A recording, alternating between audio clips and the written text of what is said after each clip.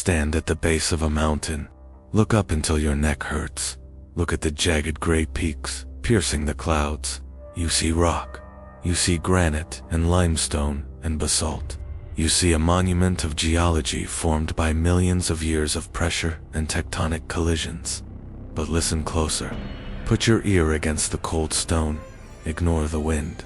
Ignore the distant cry of the hawk. Listen to the deep frequency humming beneath the surface. We call it seismic activity. We call it the shifting of plates. But what if we are wrong?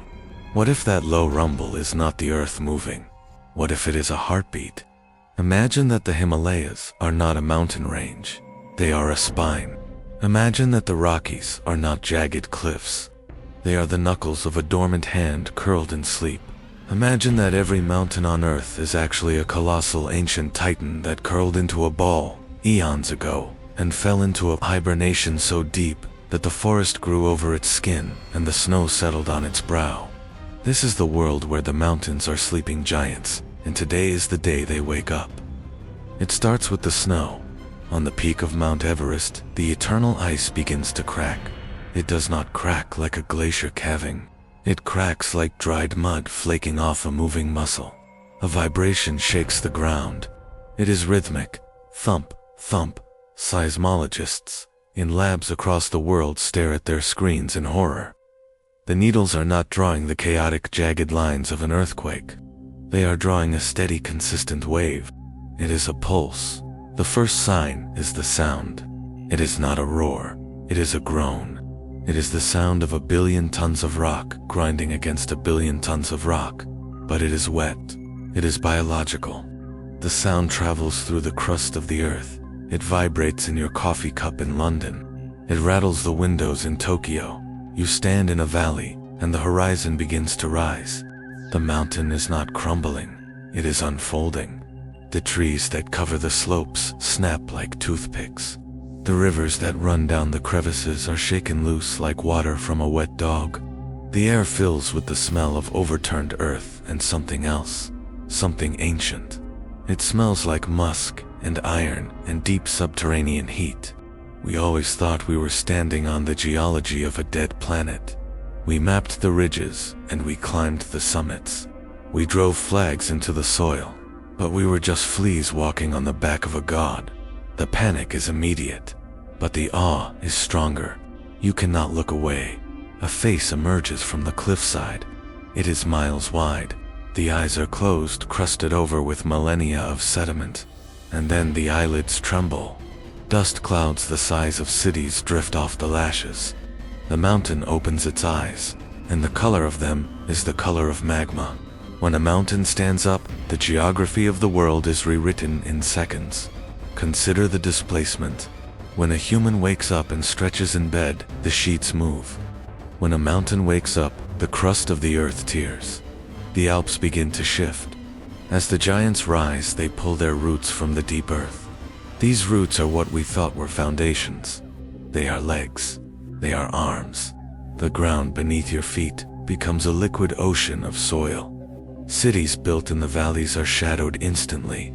The sun is blocked out not by clouds, but by a shoulder rising into the stratosphere. The atmosphere screams. The sudden movement of such massive bodies creates weather patterns instantly.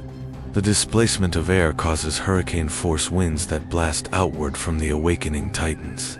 Lightning arcs between their fingers as they stretch. The friction of their movement generates heat that boils the nearby lakes. But look at the creatures themselves.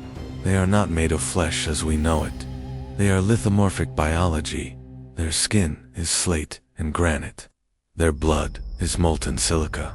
They are slow because they operate on a timescale we cannot comprehend. To them, a movement of an arm takes an hour. To us, it is a slow-motion catastrophe. The ocean is not safe. The underwater mountains, the mid-ocean ridges, they are waking up too. Imagine the water displacing. Massive tsunamis radiate outward as the underwater giants stand up from the seabed. They breach the surface like whales the size of continents. Water cascades off their backs in waterfalls that drop for miles. The roar of the ocean trying to fill the void they left behind is deafening. Scientific laws crumble. We realize that the heat of the Earth's core was not just radiation, it was body heat. We realize that volcanoes were not vents, they were pores. They were breathing holes, and now they are moving. The giant that was Mount Fuji rotates its head. The snowcap slides off like a hat. It looks down at the tiny sparkling lights of the cities below. Does it see us? Do we notice the mites living in our eyebrows? Probably not. We are too small to be enemies. We are too small to be friends. We are just part of the dust. The terrifying part is the sound of their voices. They begin to communicate. It is a language of low-frequency infrasound that bypasses your ears and vibrates your bones. You feel their words in your chest.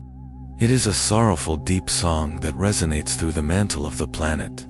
They are calling out to each other across the oceans. The Himalayas speak to the Andes.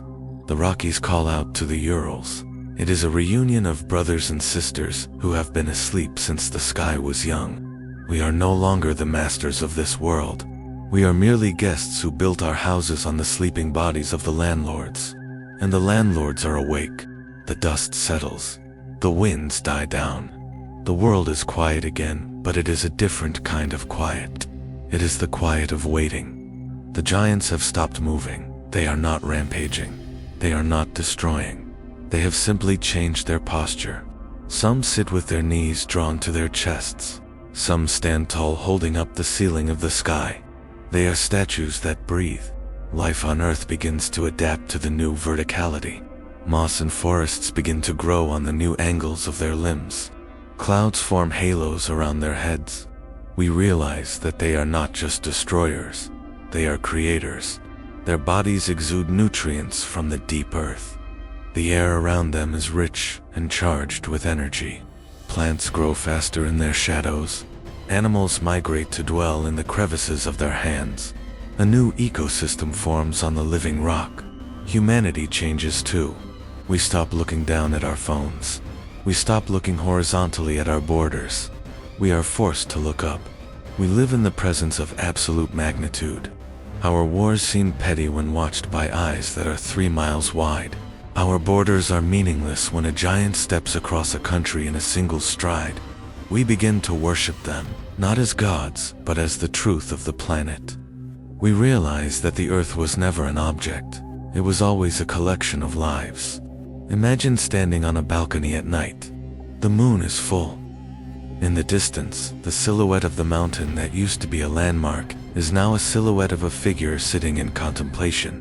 You can see the slow rise and fall of its chest. You can hear the wind whistling through the stone of its lungs. You feel a strange sense of comfort. You are not alone in the cold universe. The planet is holding you. Science rewrites itself. Biology and geology merge into one field. We learn that life does not just exist on the surface. Life is the surface. We learn that the planet is not a rock floating in space. It is a nest.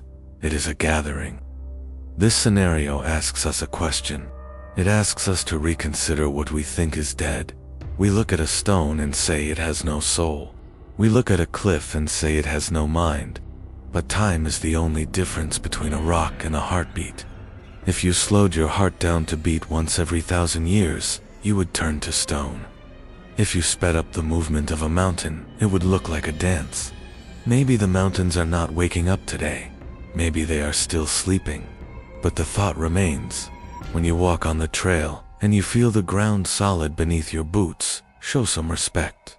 Tread lightly, because you never know when the ground might decide to stand up, and you never know when the dream of the world will end and the reality will open its eyes.